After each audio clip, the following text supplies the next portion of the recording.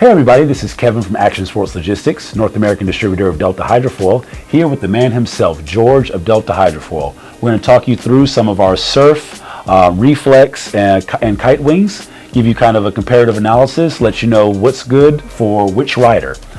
George, thanks for being here with us. Hey, my pleasure. Glad to hear what you have to say about these wings. I love them. They're really great. Tell us a little about them. Yeah, we got a lot to pick from. So let's start with the surf wings. And I think I would start by saying that I recommend these wings specifically for surf. I think we have a 1660 and a 1280. Yeah, these are medium aspect, fairly thin, low drag wings. So yeah, these are designed for surfing waves. You know, this is for smaller waves, heavier riders. 1660, plenty of surface area, and this would be, you know, for maybe more powerful waves and lighter riders. And of course, you could also use the other wings that we have for wing foiling for surfing as well, which are more high aspect ratio. If you want to be towed in and you want a bigger, more powerful, faster waves, Gotcha. then you might probably want to go for something smaller than this. So kind of towed in, faster, high performance, larger waves. More high aspect wings would be recommended. Yeah. You know, your average everyday paddle in wave, small to medium size. You're looking for larger riders, smaller waves, 1660, and then maybe a lighter rider or a slightly faster wave. Yeah. You're going to have the 1280. The advantages being that these are going to be more maneuverable as opposed to quicker and more efficient with the high aspect. Exactly. Got it. Okay. So now with these two wings, the 1500 reflex and the 890 reflex, this is a very special kind of wing. It's different in design than the other ones in that the airfoil is an entirely different type of philosophy. So with these wings, the trailing edge actually kicks up slightly at the back, and it's actually convex here on the lower surface rather than concave. And I'll use this as an example. So it's convex on the top, which means it has an outside curve. Right. And it's concave on the bottom side, which means it's got a hollow here, which creates a lot of lift. In these two wings, it's actually the other way. It's a little bit slightly hollow here, and it has an outside surface here. And what these were designed for, and that's what the reflex is, that's what it's called. So these were actually initially designed for riding without a stabilizer, because this kick up in the trailing edge combined with the sweep of the wing and sort of the low aspect ratio. Like you can see that this is really low aspect. Sure. And it's done intentionally because we want that kicked up trailing edge to have some leverage over the wing. So you can actually ride these without a stabilizer. It's tricky, but it's kind of fun. I like doing it. But what we found is using them with a stabilizer, they're really stable, really easy to ride, and also extremely fast. Looking at this wing, you would say, oh, you know, that's kind of a big, slow wing. This thing is greased lightning. Right. And don't be fooled by the numbers. Yeah, 1500, I've had that same thing. People say, oh, 1500, it's big, it's going to be slow. It's actually very fast. This is definitely, for me, it's my favorite wing for kiting.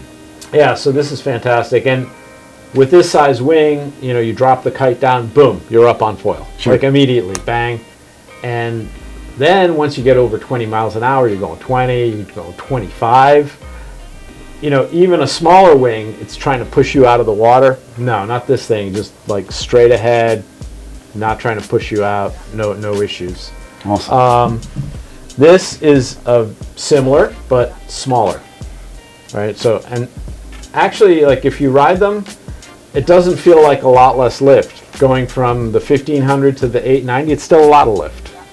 You know, and I would say the difference between these two is that this one is a little bit more agile because it doesn't have as much roll stability.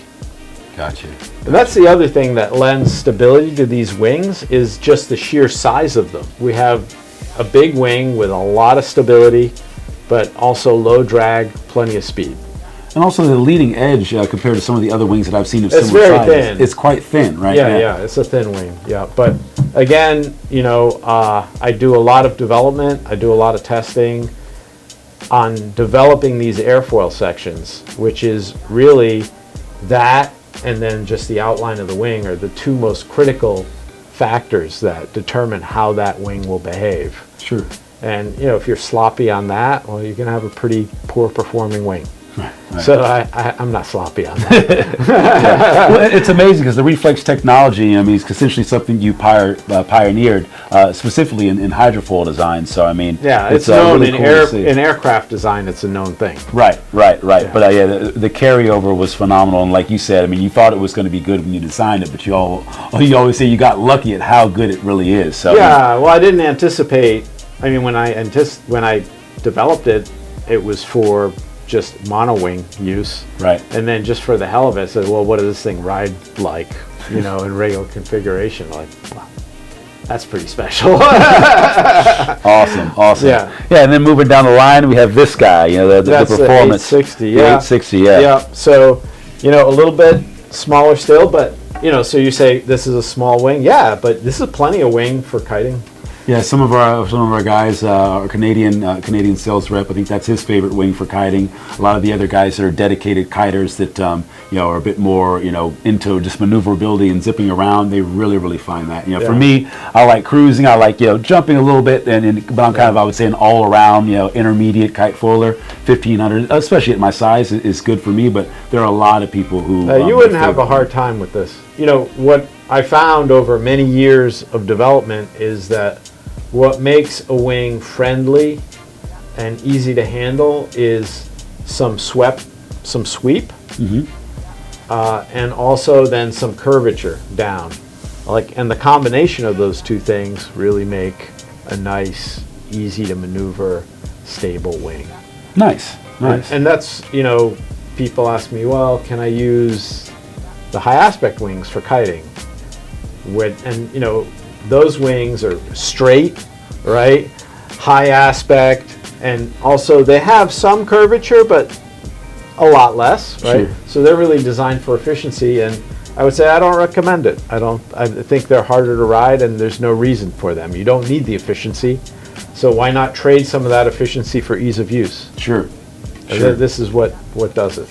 Yeah, definitely the best foil to ride is the one that you're going to be able to get out on time and time again. Yeah. More time on the water. Yeah. But at the same time, like I said, these all do, especially relative to their size, do give you a decent amount of performance. They're still maneuverable. We still have intermediate advanced guys that really appreciate this whole line as well. Yeah, and it's interesting because you would say well, these two things are entirely different. Like how I would ride either of these wings in the same conditions and have a good time with either one of them. I mean, they'd be somewhat different, but not as different as you might think.